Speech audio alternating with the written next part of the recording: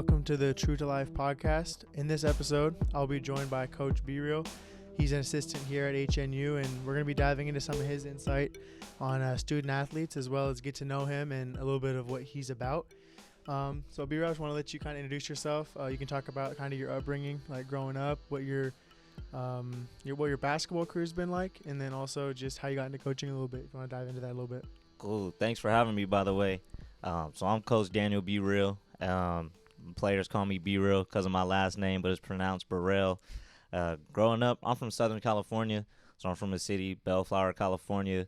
Went to Mayfair High School, which is in Lakewood, which is a city next to Bellflower, and I went there. So it was a middle school and high school. So I went there for middle school and high school as well. Got on the varsity team my junior year of high school. The year before, Mayfair actually won CIF. So I was joining the reigning champions as far as being on varsity. So that was an exciting time.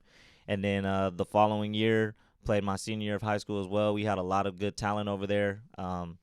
Most notably, Kendall Small went to University of Oregon out of there. Dylan Reese, very good player. Michael Nabazor, who's a pro now. We had a lot of good talent over there. And then after that, I stopped playing basketball just because I wanted to take a different direction. I actually wanted to do things like this. So I start my own podcast, play-by-play announcing, sideline reporting. So I went to California State East Bay, which is in Hayward, not too far from Oakland. And that was a good experience. Had my 4 years over there. Really got to do play-by-play for East Bay games, a couple games. I wrote for the newspaper for the East Bay team, wrote a couple articles for them. Joined NorCal Sports TV, and that was a good experience as well, doing sideline reporting and stuff like that, play-by-plays, working with the camera. So doing all this stuff that you're getting into now, I had my journey with that. It was a good experience. So after that, just bounced around, just, getting jobs, trying to figure out what I wanted to do, trying to figure out my purpose. And then COVID hit, so I had a lot of free time. And how I got into coaching was I mentioned Michael Nabazor. He was one of my teammates, and I just went to the gym just to rebound for him because he was working to get a contract somewhere, and I would go and rebound for him, and I would just give him like different ideas of different shooting drills. And then going into that, he just basically said, like, if you got something you need to tell me, like, just tell me, like, I trust your basketball knowledge. And that gave me all the confidence I needed to have at that point. So then I really started researching stuff, looking at how I can help guys with personal development. So me and Mike, it was a good combination because I was helping him get better, but he was also helping me get better. So if there was a drill and I gave him a drill, he would like a drill, boom, I would give him another drill. Let's say he didn't like it, or not even if he didn't like it, but if he had a little twist to it, then okay, like, we'll do this. And then, like, it's just helping each other get better. And then after that, I was able to build my clients up a little bit. And then once that started happening, I got the call from Holy Names University from Coach Eberhardt, and he offered me the grad assistant role here. So that was 2021, and that was a big time call. I wasn't expecting it. God just placed something on my lap, and it was just a blessing that fell on my lap, and I took it. So I've been thankful for my 2 years here, being an assistant coach here for sure. No doubt. And I wanted to kind of circle back because you mentioned you stepped into a program with high school that was super competitive, coming off that CIF. What was it like being surrounded by all guys that just were coming back after winning that? What was that like for you coming in, being able to be a part of that program, balancing with because like with this show, we're mainly talking with student athletes, right? How did you manage that with such a competitive, high sort of basketball sense? How did you manage school and basketball in high school? So managing school and basketball, it's got to be a certain balance, because when you go into basketball, especially coming off a CIF championship, it's a certain expectation coming into practice every single day. You're not there to mess around. It's competitive. It was war in practice every single day. You felt like you was fighting for your life a little bit. If you're not meeting up to the standard that coach set out, you running the whole practice, and, guys is fighting for minutes throughout the whole season. There could be starters, and guys feel like they want to be starters, and you still, you want to get after it because you always want to, like, prove that you should be out there playing. So, managing the student athlete life, and that was my junior year. So junior year was my toughest year as far as just school-wise. Like, looking back, I'm kind of an old head now. That was about 10 years ago. But looking back, I had I had no, I didn't have biology. I had anatomy that year, and I really struggled with anatomy. For sure. So that was a tough one. But I kind of look at school the way I look at basketball. You know, when you want to be good at something, you're going to put in the effort to be good at it. And without school, you can't get on the basketball court. So you know that. So I wasn't going to let anything stop me from getting out on that basketball court. So I was going to the after hours if I was struggling. Like I struggled in anatomy, I was in after hours, after school and during lunch. Like you know, if you want to be good at something, you got to make sacrifices. So I'm sacrificing, you know, my lunchtime and being with my friends and going to after hours and trying to figure out the anatomy stuff, getting extra studies in, going home, studying a lot. I would get help from my friends as well. So, you know, that was always good, but it was always a balance. We would practice 4 p.m. to 6 p.m. and school was 7:30 to 2:30. So I'm really at school from 7:30 to 6 p.m. And you go home, shower, eat, and then you got to dive right into the books while the Lakers is playing and Kobe Bryant's on TV and I want to watch the Laker game. For sure. But, you know, it's all about that balance and really just having your priorities in order. And, you know, my parents did a phenomenal job of just, you know, teaching me that and keeping me disciplined and setting out goals for my brother and I. And, you know, my brother's a year younger than me, and he was really good at the books. And I'm just a competitive person, and, you know, I'm looking at my younger brother inspired by how he's able to get good grades. So it's always just a healthy competitiveness when it comes to that, just in anything. If I find like I'm struggling in anything, I try to put it into a competitive, like, situation so then I can rise, because when competitive things happen, that's when I really start to challenge myself and really try to get to it. So, looking at like all your teammates too, what did you see them doing as far as how did they manage? Because with you, you said, you know, very competitive. You were able to, you know, after hours and stuff like that. What were your teammates doing to ensure that they were able to stay on the floor with the academic piece? Teammates, I had a lot of smart teammates. Like I mentioned, my brother, he happened to be one of my teammates. I had another teammate who he had over a 4.0. I think he had a 4.3 in high school. Just really smart. You know, you always have those teammates that struggle with school and, you know, or get distracted easily by certain things. But we didn't really have anybody that had trouble to where they were ineligible to play. So, like, we didn't have study hall or anything, but what I noticed from the guys is we had grade checks in high school. So every week you had to go to your teacher, and every teacher. So we had 6 periods. So 6 different teachers. You have to go up to them before class started, give them, it was like a pink paper, and they would write down the grade that you have for the class. And, you know, give it to your coach at the end of every Friday. And, you know, he would tell you if you're doing good or what you need to work on. And, you know, you can, if everybody's walking to the coach at the same time, you can see what certain guys' grades is. But nobody on the team had any problem asking for help. So if anybody needed help, like, I offered to help a couple of people, you know, meeting up, trying to figure things out if we were struggling in school. Everybody on the team pretty much had a really good balance of schoolwork. And I think we all did an exceptional job. I mean, basically a lot of the guys that I was on the team with, I grew up with. So most of them, we all finished college. So that was a very good, you know, goal that we all accomplished, because that's pretty rare. But we all had a very good understanding when it came to school and the books. Like, we had to get that done. I love that. I wanted to transition and talk a little bit about your 2 years of coaching here at HNU. So as a part of that, you had some opportunities to handle some of the recruiting side of things with HNU, and I know we're talking from the basketball perspective now, but also as a coach, you know what you're looking for in athletes, like more broader. So kind of speaking to that a little bit, what were you looking for as a coach in student athletes when you would go on like recruiting trips? So I'm going recruiting trips. Are you referring to like when I'm going to their games or practices? When you go into the games, because nowadays everybody's so talented skill wise. So for me, I'm looking at what are they doing to affect winning? Because from my mindset, I mean, I grew up watching Kobe Bryant, and all his things, everything was about winning for him. So you kind of get influenced by that. So it's just like, dang, okay, Kobe's the best player in the world at this time. It's like only thing he cares about is winning. Like, and you a kid and that's your role model. It's like, okay, like all I want to do is win. So I've been able to keep that type of mindset. And so when I would go to the games, like obviously, you know, you get wide-eyed when they're scoring a lot of points, but I'm looking to see how they're defending. Like, are they matching up with the best player on the other side? Are they taking charges? Are they making sacrifices on the court? Are they a good teammate? Are they talking? How's their body language? Body language is huge. You're always going to tell on yourself with your body language. So, if they're out there shoulder slumped or got their head down, like, that's automatically like a turnoff.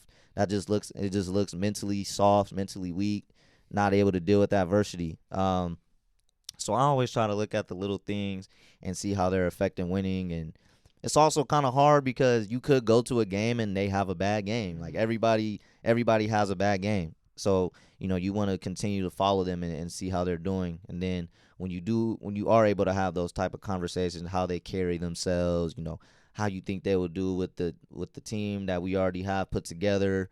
But my main focus is, how do they affect winning, and are they affecting winning in a positive way? No, I like that a lot. A lot of kids get caught up in I got to score, and whether it be in any sports, they got to be the one that's, with those flashy things. And I feel like for me, I made it a point to focus on those little things and being a leader and doing those off the court things. And that kind of translated for me.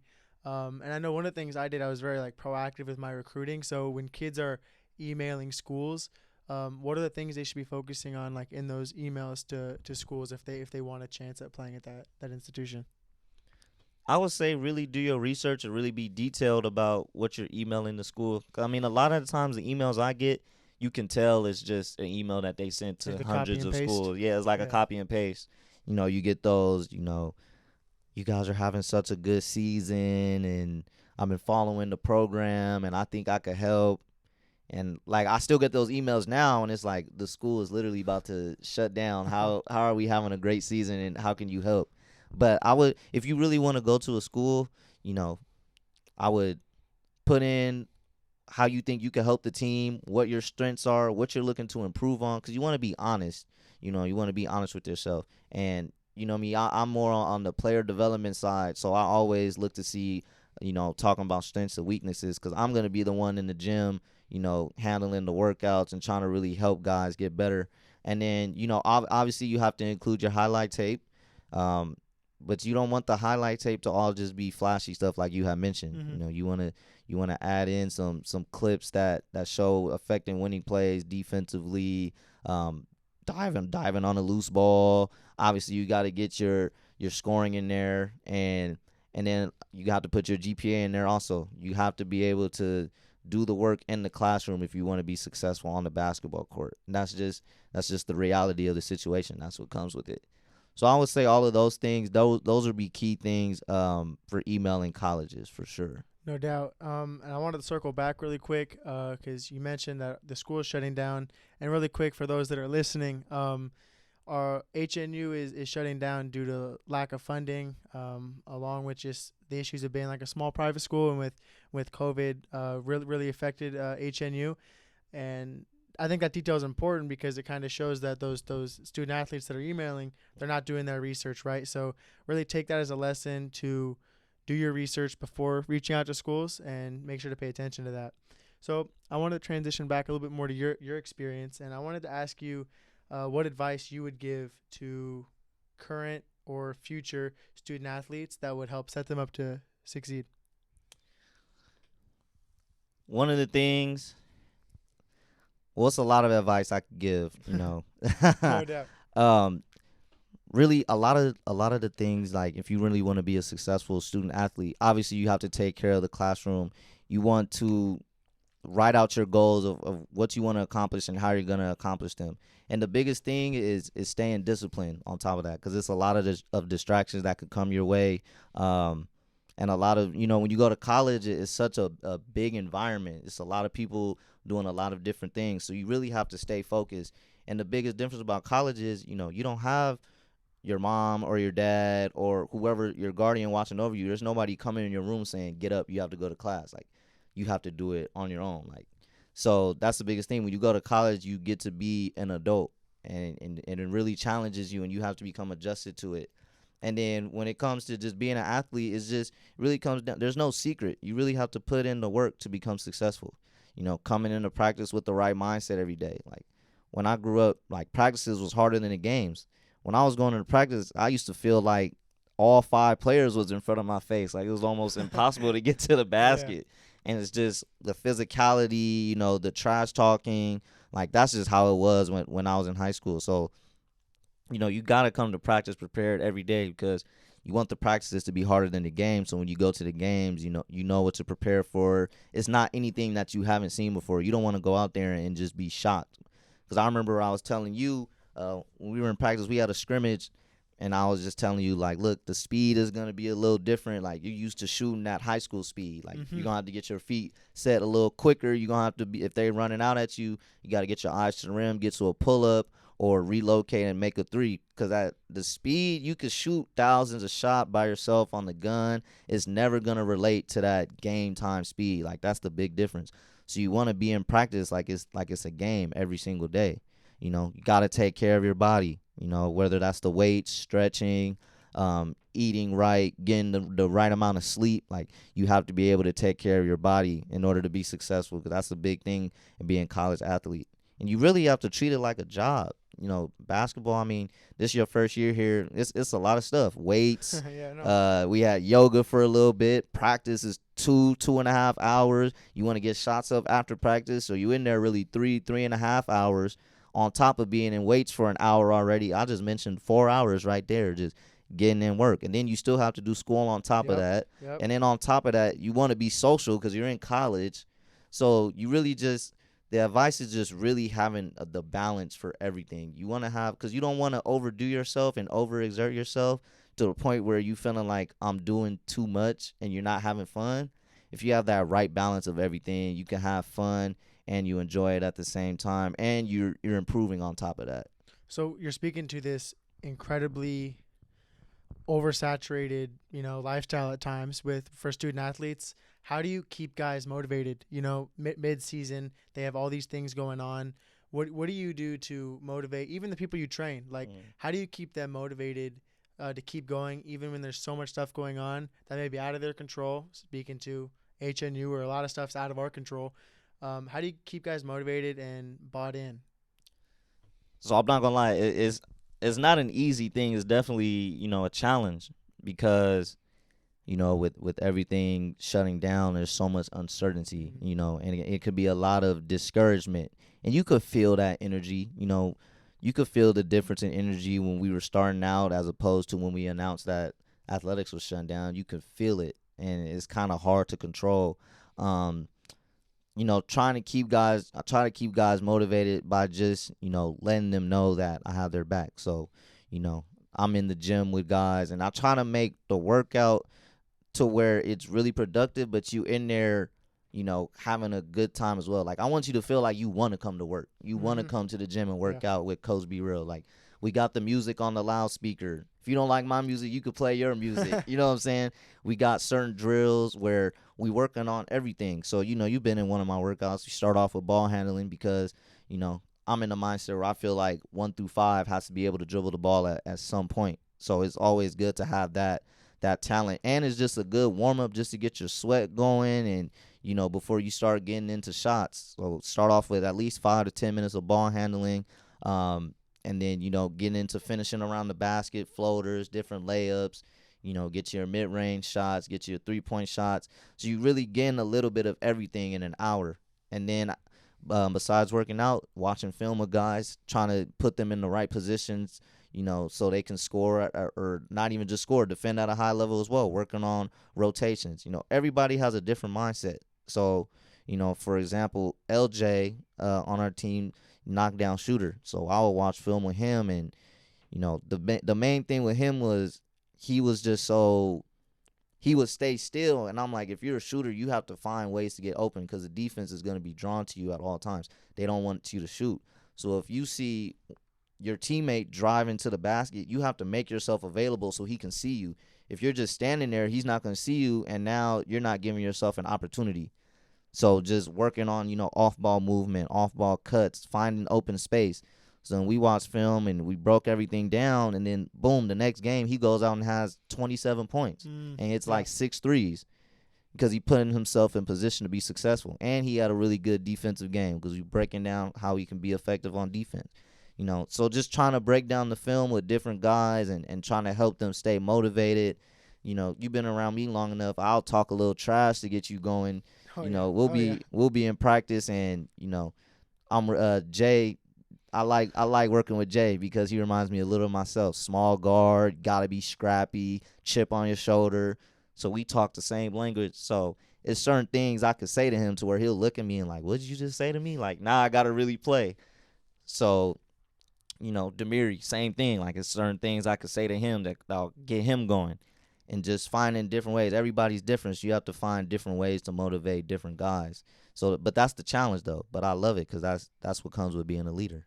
No doubt, and I like how you emphasized your ability to make relationships with guys. That kind of puts you in a position to, you know, be like, yo, you got to work on this, focus on this, and you got to talk to them more about what life is about, like more broadly outside of basketball too, because you're making relationships here that aren't just about the 20 or 30 game season that we have here. You're creating relationships off the court as well. And I mean, I feel like with what you've been able to do, like with our team, is all of our guys know that we can come to you and we can talk to you about things, basketball or not. And I feel like that's kind of what's really important there too, is that you've done a really good job at doing that. So we all respect you, and we want to play for you and work for you. So I think you've done a really great job with that.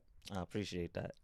So I want to talk a little bit about how student athletes, facing adversity, more broadly, because I mean, with so many different sports, like obviously every athlete's facing challenges, right? In the midst of like things are the worst, things are not going their way. What's like one thing that you would tell to someone that's struggling to help them, bounce back? If you have a piece of advice you want to share on that. When things are going tough, are you referring to off the court or on the court or both? I feel like for both, because I mean, like with student athletes, like it's a mix of both. Like it could be classes, it could be with their sport, but just kind of that overall sense of, oh, nothing's going my way. How do you get them to kind of like snap back and like lock back in? So, I mean, this is like a journey like I'm on myself as well. So it's kind of cool to talk about it. But the way I look at life, it's kind of like basketball. You're gonna have your wins and you're gonna have your losses. So when those losses do occur, you have to still be able to be mentally sharp and knowing that you're going to keep putting in the work until wins start happening, until wins start forming. So when those losses are occurring, whether it's on the basketball court, whether it's off the court, you still have to maintain the work. And for me, work is a distraction. So if I'm out there coaching, and players out there playing, my recommendation is use basketball as a distraction. Use basketball as a distraction for that 1 hour or 2 hours to really just dive in and focus on what the task is at hand. And then if you're dealing with stuff that's off the court, once you're off the court, then you can handle that situation. But once you're on the court, I try to tell guys, like, put yourself in character. So like if you have a favorite TV character that's just super tough, a hero, like put yourself into that mode or put yourself into that character. I learned that from Kobe Bryant had mentioned that. Like he used to just go out there, he'll put himself in the character and feel like I can't think of what character he said, but he'll put himself in the character for that moment, for that game or whatever he needed to do. And then after, he'll be able to handle everything that was going on off the basketball court. But yeah, that's what that's what I say. Like, if you're just sitting around and feeling sorry for yourself during that time, it's going to be hard to get out of that funk. Mm-hmm.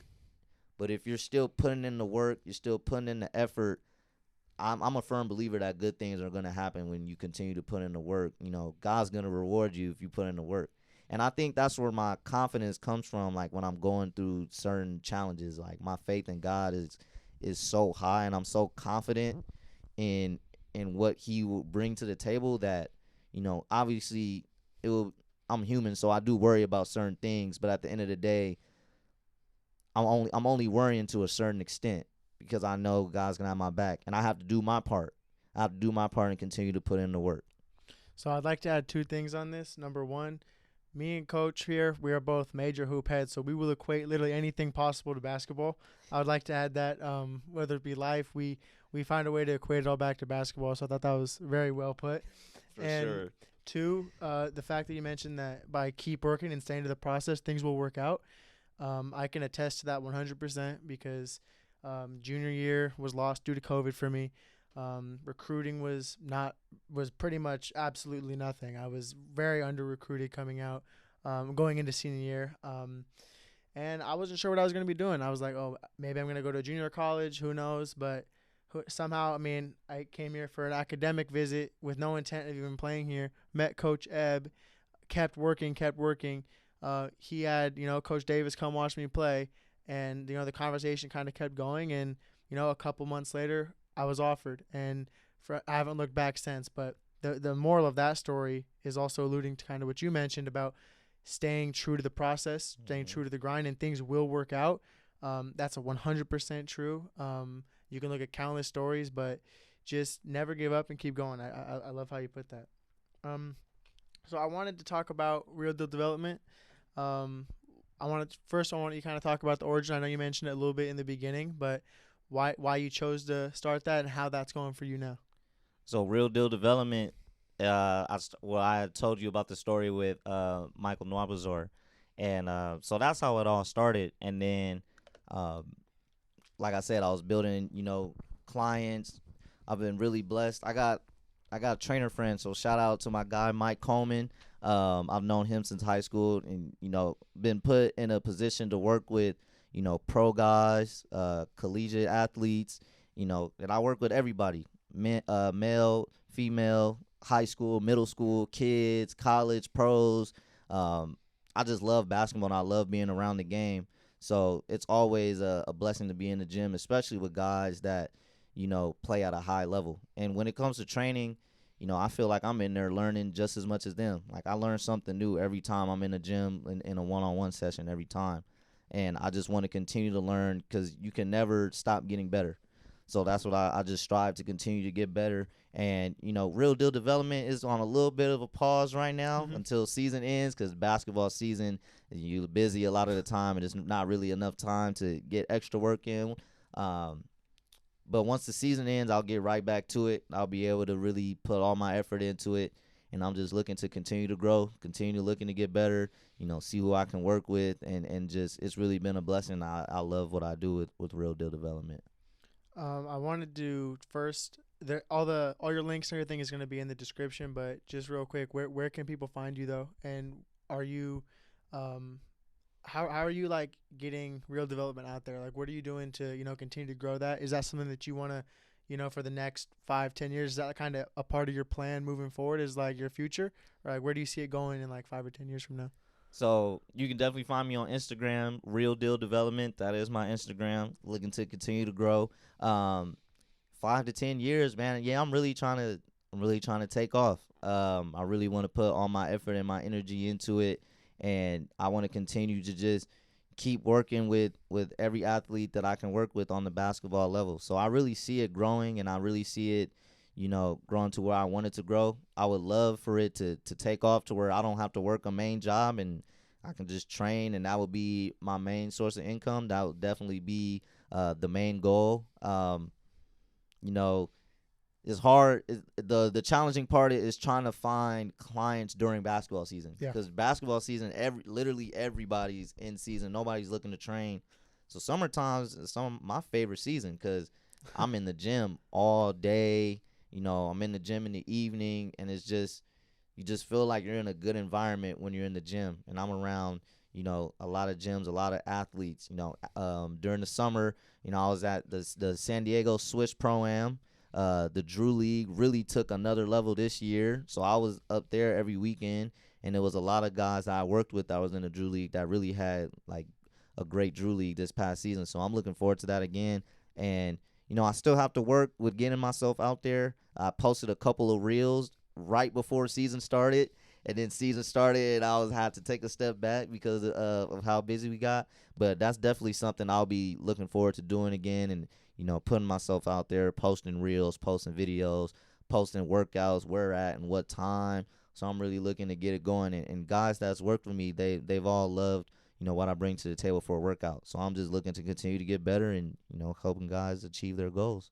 No doubt. So I mean, even with with HNU closing down, the schools closing down. This will be the last graduating class here at HNU. So what are your plans after graduating? Are you going back home? Where do you think you're gonna go with that after school?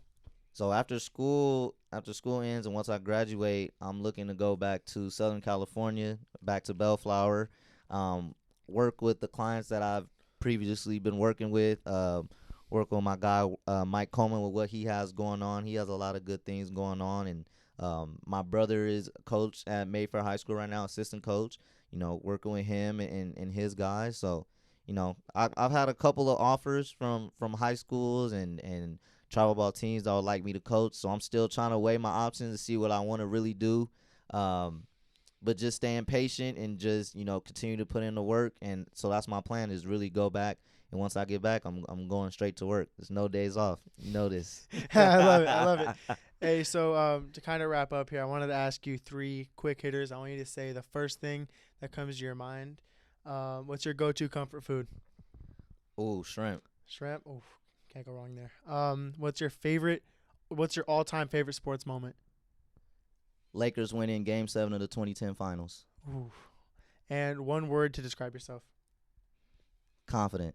Confident. Hey, just you saying that quick is proof. That's your word right there. I love You it. confident too. As soon as you step on that court, that 3 ball's going up. And I think it's going in every time. I love it. All right, no, just thank you so much again for being a part of my first in-person interview. This has been super fun getting to know you a little bit more, like off the court. This has been great for me. So truly, just thank you so much for taking the time, and you're eager to get on. That means so much to me to just kind of start this journey. This being the first of many interviews, and you were my first one. That means a lot to me. So I just wanted to take time to thank you for that. Thank you for having me. It was blessed to be here. I'm blessed to be here. Thank you. Hey, and I would like for anyone listening to please interact with us. Me individually at Nanik Tagore. More at True to Life podcast, and there's never any dumb questions. So if you heard anything today on this conversation, please reach out. You can also reach out to Coach Bereal as well. He's going to be all his links are going to be available in the description. If you ever want to, if you're in the area, SoCal, you hit him up and look for training. So please follow and subscribe to the show, and let me know what else you guys want to hear. I'm here for you guys, and thank you so much.